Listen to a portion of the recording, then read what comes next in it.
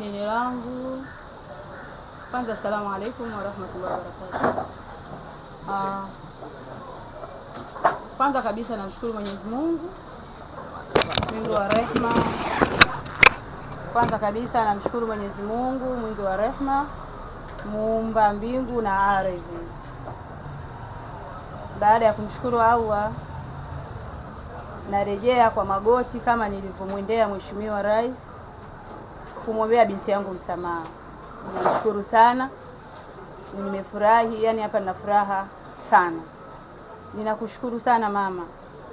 Mama, nilikuja mbele yako nikiwa na hali mbaya. Siku ile nilikuwa naumwa, lakini nikaona njia pekee ya kumsaidia binti yangu ni kukuja mbele yako mama.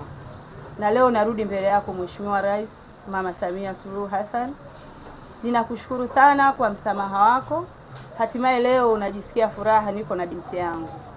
Kama nilivyoelezea mengi kuhusu mwanangu, ndivyo leo unavyojisikia furaha sana ninavyomuona nipo naye hapa. Mama, asante. Mwenyezi Mungu akulipe, Mwenyezi Mungu akulinde, Mwenyezi Mungu akusimamie mama. Tunashukuru familia yote imenituma tena leo.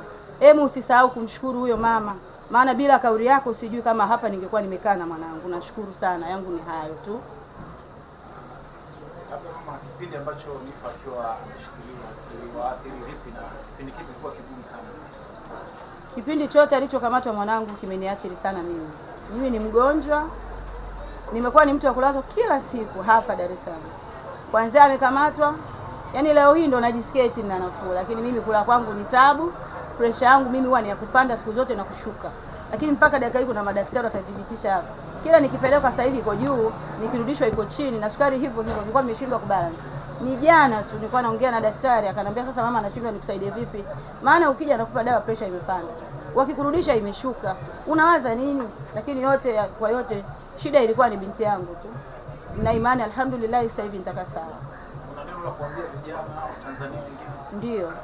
Vijana ambao ni watoto wangu kama alivyo Nifa.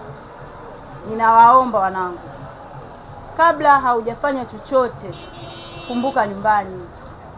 Kumbuka ulipotoka.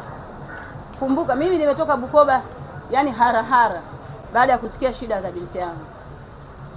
Mnafanya vitu kwa kwenu, kwa upande wenu, lakini hamjui na sisi mnatuumiza, mnatuathiri wazazi.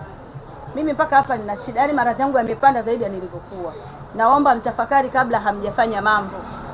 Yani msifanye mambo kwa kukurupuka. Tuhurumie sisi, mtatuua. Mimi afya yangu mpaka hapa ni mbaya sana. Yani ni mbaya. Ni kwa ajili tu ya binti yangu, lakini na imani yeye hakujua linaweza likawa kubwa kufikia huko. Alifanya for fun kama mnavyofanya wengine. Naomba muache, tafakarini sana watoto wangu.